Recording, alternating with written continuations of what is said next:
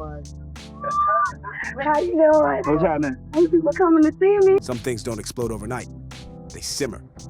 They build underneath the surface for years. In whisper rooms, in green rooms, in private DMs between people who were in the building and saw things they were never supposed to see. And then one day, the wrong person decides they're done being quiet. And everything that was buried comes rushing to the top at once. That's exactly what happened when Ray J opened his mouth. Not in a controlled interview, not through a publicist. Live, raw, unfiltered. Yeah, I walk by Brandy room, just say, what's up, B? Have a good show. I mean, she don't care. She never told me about this, and I am crashing out on this one. This is crazy. The way Ray J has always operated when he's got something heavy sitting on his chest and nobody around him brave enough to say it first. He put Jay-Z and Beyoncé on blast in front of the whole internet. And when people started pulling the thread he handed them, what unraveled wasn't just a story about a missing photo op or a backstage snub. It was a story that reaches back years.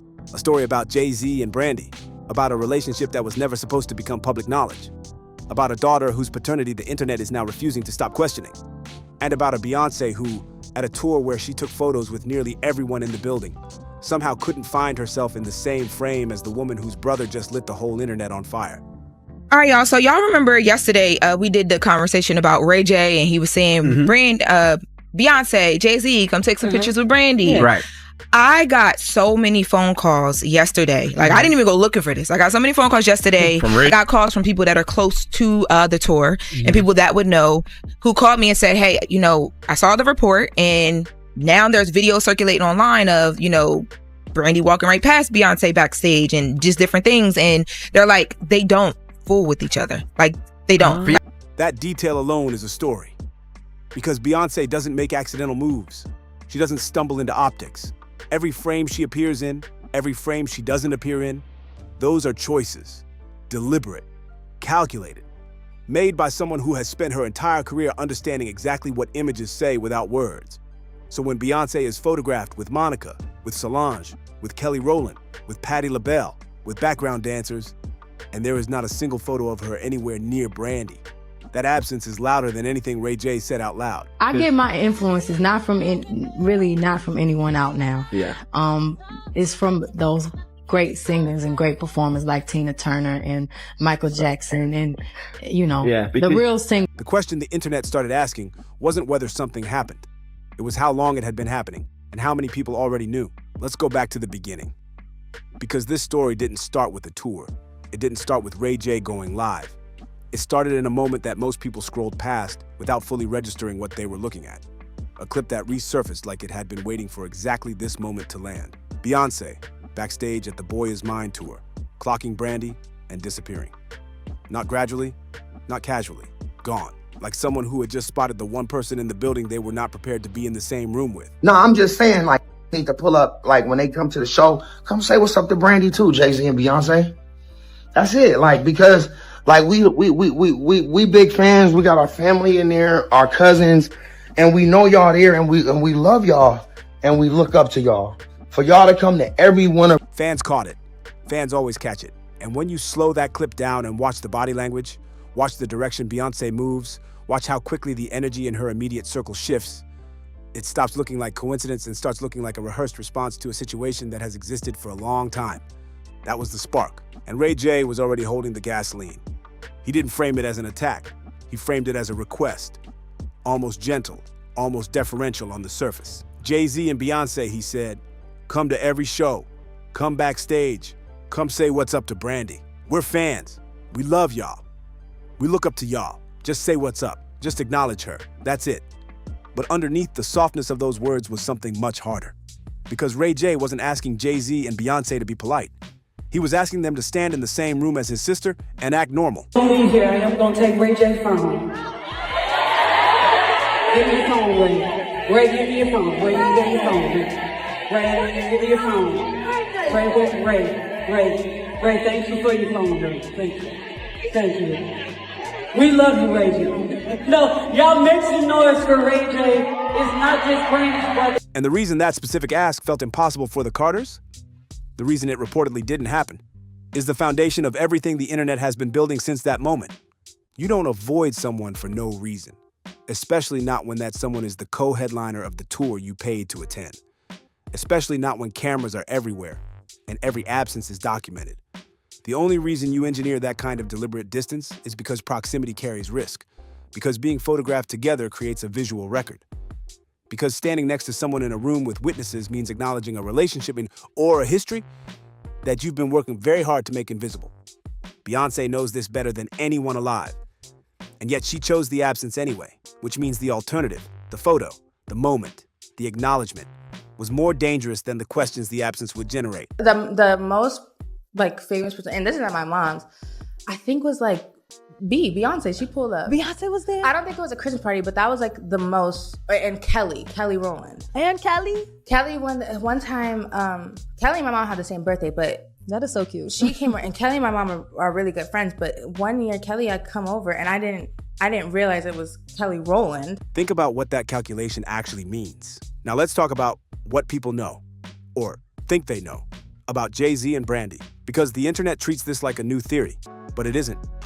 These whispers have been circulating inside industry circles for years, long before Ray J said a word, long before the tour, back when Jay-Z was ascending toward the kind of institutional power that let him move through Hollywood with a level of impunity that most people in that world never achieved. That there is footage, old footage, the kind that at the time looked like nothing. A successful rapper dropping by a rising star set, charming and charismatic and completely unthreatening on the surface. Jay-Z on the set of Moshe, surprising Brandy. The two of them in a moment that reads warmer than professional courtesy typically allows. How you doing? What's happening? Some people coming to see me. Real man. Jay-Z, you know what? I'm very upset with you that you couldn't do my remix. What's up with that? Alright, act happy because I'm getting scared. Act happy. I'm monologuing with you. I want to see the stats. Where's that? Brandy visibly lit up. Jay-Z clearly comfortable. The kind of footage that means nothing in isolation and everything in context. Fans didn't manufacture that energy. It was already there. And when TikTok started surfacing claims months ago that Jay-Z and Brandy had a secret on and off situation that ran for years, that the tension between Beyoncé and Brandy had a very specific origin point, that what looked like industry competition was actually something much more personal. Those claims landed on an audience that had already been watching the footage and asking the same questions. Then Ray J released what he called receipts. He didn't drop a documentary. He didn't hold a press conference. He teased a now deleted clip, enough to make people dig, not enough to give them everything. And that specific move, that careful withholding, told you something about what Ray J was actually doing. Ray J, is it true your mama and Brandy don't you? They swear Brandy can't stand you. They say you ruined the brand. Is mom and dad and sister proud of Ray J? If they not, I am.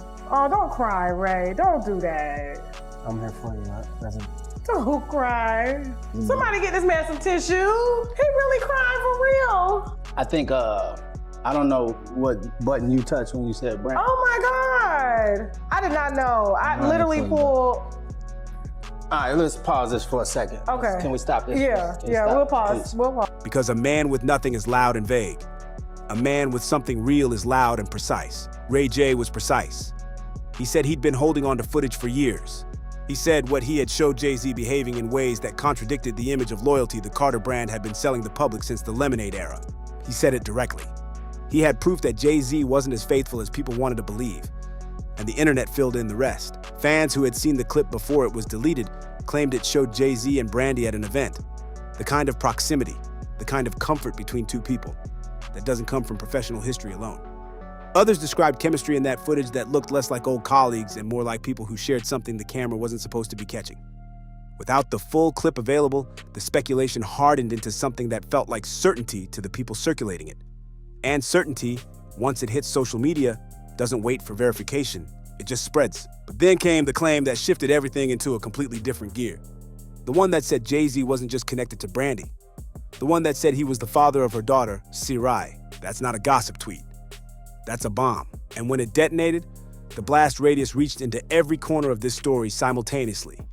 Cirai Smith was born in 2002. Brandy was 23 years old. The father listed publicly was Robert Smith, a music producer. The relationship was brief, and by Brandy's own description, complicated. She and Smith did not stay together. She raised Cirai largely as a single mother with her family around her. Her mother, her brother, the tight circle that has always defined how the Norwoods operate. But the internet started doing math, and the math started pointing somewhere uncomfortable. Because 2002 puts Cyrai's conception squarely in a window that overlaps with what multiple sources have described as the peak of whatever was happening between Jay-Z and Brandy. And Jay-Z, who was not yet married to Beyoncé in 2002, was operating with a level of freedom that his post-2008 public image has been carefully designed to obscure. He was powerful. He was everywhere. He moved through celebrity spaces with access and comfort that very few people in that world could match. And he and Brandy, according to the theory that has now taken over the timeline, were closer than the industry ever officially acknowledged. The fans building this case aren't working from nothing. They're working from the footage, from the timeline, from Beyoncé's documented behavior toward Brandy. Behavior that, if this theory is true, suddenly has a very clear explanation. From Cyrai herself, who in an old clip talked about the celebrities who visited her home when she was growing up. She mentioned Beyoncé specifically. She mentioned Kelly Rowland. She talked about them coming over, being around, being part of her mother's world in a way that felt normal and warm, and that detail hit people hard. Because if Beyoncé was visiting Brandy's home, if she was around Cyrai in the same space as that child, then what does that mean?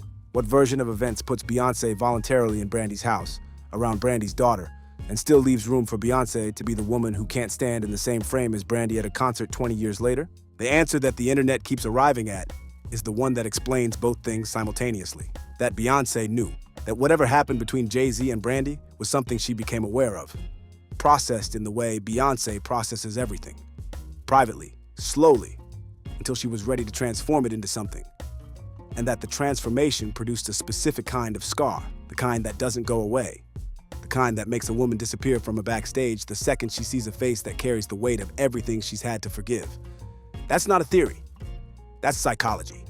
And it maps onto everything we've watched Beyoncé navigate in public over the last decade with a precision that feels less like coincidence the longer you look at it. Miss Tina complicated things further.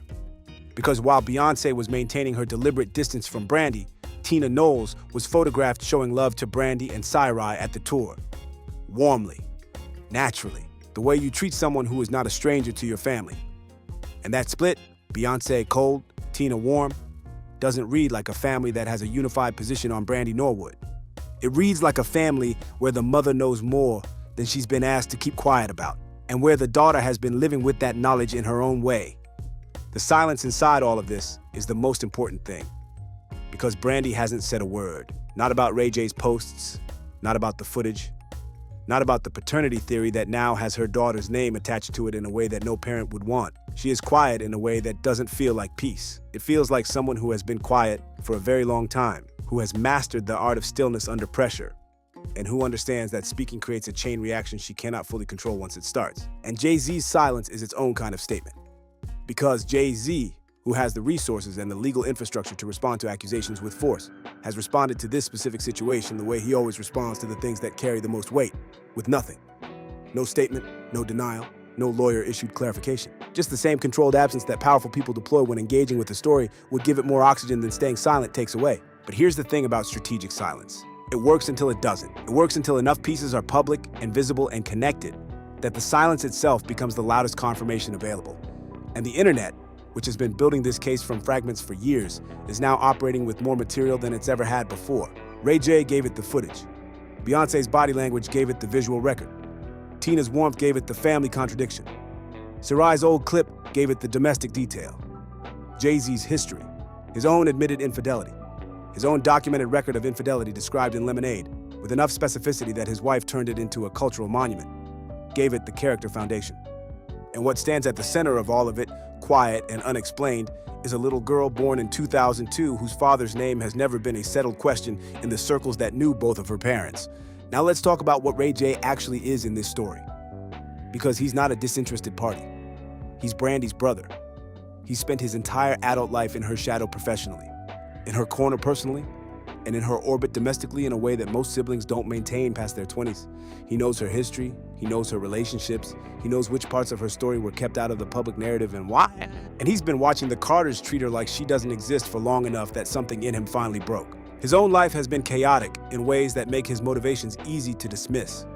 The allegations, the social media meltdowns, the live streams from places nobody wanted to see him broadcasting from, Ray J has given his critics more than enough material to write him off as unreliable. And those critics are using all of it right now, loudly, to argue that nothing he says about Jay-Z and Beyoncé should be taken seriously. But here's what that argument misses. Ray J didn't invent the footage. He didn't manufacture Beyoncé's disappearance from the backstage. He didn't create the old clips of Jay-Z on Moesha's set, or the industry whispers about Jay and Brandy, or the timeline that puts Cyrai's conception in a window that aligns with what multiple people have privately described as a real and significant relationship between two people who were never supposed to go public with it. He just named it, out loud, in front of everyone, with the specific energy of a man who has been sitting on something for too long and ran out of reasons to keep sitting on it. That emotional clip, the one where Ray J broke down on camera when someone asked him whether Brandy was still talking to him, whether his family was proud of him, that clip tells you something about the weight he's been carrying. Because men don't cry like that over tour logistics. They don't cry like that over missing photo ops. They cry like that when the thing they're talking about on the surface is actually a container for something much deeper. Something about family, about loyalty, about watching someone he loves get treated as invisible by people powerful enough to make her disappear from her own story. Whatever Ray J knows, he feels it in his body, and that's not a performance. That's the specific grief of someone who has been watching something unfold from close range and hasn't been able to stop it.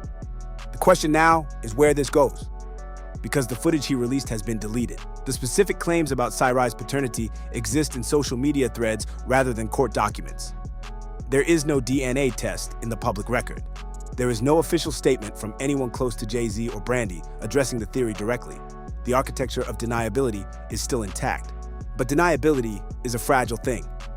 And it gets more fragile with every piece that gets added to the public record, with every clip that resurfaces, with every person who was in those rooms and decides, for their own reasons, that the story they've been sitting on is more expensive to hold than to release. Jay-Z admitted, in his own words, on a song his wife produced in the middle of the most watched cultural moment in R&B history, that he had been unfaithful. Not as rumor, not as theory, as confession. He described therapy. He described the work of repairing something that he broke. And he described doing it publicly enough that nobody who was paying attention could pretend it didn't happen. If he cheated, and he said that he did, then the only remaining questions are when and who and whether any of those situations produced consequences that are still living and breathing in the world today. Cerai Smith is 23 years old. She has her mother's warmth and her mother's talent and a public presence that has been growing steadily as she steps further into her own identity. She didn't ask for her name to be attached to this story. She didn't ask for the internet to start pulling at threads connected to her birth year and her father's absence from her public narrative. But she is the human center of a theory that is not going away, and the way the adults in this situation choose to handle, or not handle, what's been set in motion will determine whether she gets to continue growing up on her own terms or whether the story finds her whether she's ready for it or not. Brandy has never spoken about this publicly. Not once, in any interview, in any social media post, in any moment where she might have addressed the questions that have followed her family for years. That silence has protected something. Whether it's the truth or a version of events that serves everyone involved better than the alternative, that's the question underneath every other question in this story. What we know is this: the footage exists, or existed. The tension between Beyoncé and Brandy is documented, visible, and not explained by anything either of them has said publicly. The timeline around Cerai's birth sits uncomfortably adjacent to what multiple sources have described as a significant relationship between Jay-Z and Brandy. Ray J, who is closer to the center of this than anyone currently talking, is clearly holding more than he's released. And the Carters, who have the resources and the history of deploying those resources to manage exactly this kind of situation, have responded with the specific flavor of silence that powerful people reach for when a story is too close to true to engage with directly. None of that proves paternity, none of that proves an affair, but it builds a pattern. And patterns, in the absence of the full truth, have a way of becoming the story that people hold on to until something better comes along to replace them. The internet is not going to let this go. It wasn't going to let it go before Ray J said anything, and it is certainly not going to let it go now that he's lit the match. The question is whether the truth, whatever version of it actually exists, comes out on someone's terms, or whether it keeps leaking out sideways through deleted clips and viral tweets and the body language of a woman who disappears from rooms the moment a specific face walks in. Because Beyoncé's disappearance from that backstage is the image that started all of this, and it's the image that keeps bringing people back. Because in all the years of her career, in all the carefully constructed moments and meticulously managed public appearances, Beyoncé has never run from anything. She's faced cameras after The Elevator. She's faced the public after Lemonade. She's turned every painful chapter of her private life into a performance of her own choosing, on her own timeline. But she ran from Brandy, fast and clean, like someone who had been preparing for that specific encounter and still wasn't ready for it when it happened. That detail means something, and until someone explains what it means, the story Ray J started is going to keep writing itself. So here's where I leave this with you. Because you're the ones who've been paying attention. You've watched the clips, you've seen the timeline, you've heard Ray J's voice break when someone mentioned his sister's name. Do you think what he dropped is the beginning of something that the Carters can no longer contain? Do you think Beyoncé's disappearance backstage is the response of a woman who knows the truth and has decided that acknowledgement, even a photograph, is a line she's not willing to cross? And what about Sarai? What does she deserve to know about where she comes from? And who gets to decide whether she ever finds out? Drop everything you're thinking in the comments. This story has too many layers for one take, and I want to hear every angle you're working with. If this is the kind of deep dive that keeps you coming back, hit that like button and subscribe, because we are nowhere near the end of this one. And I'll catch you on the next one.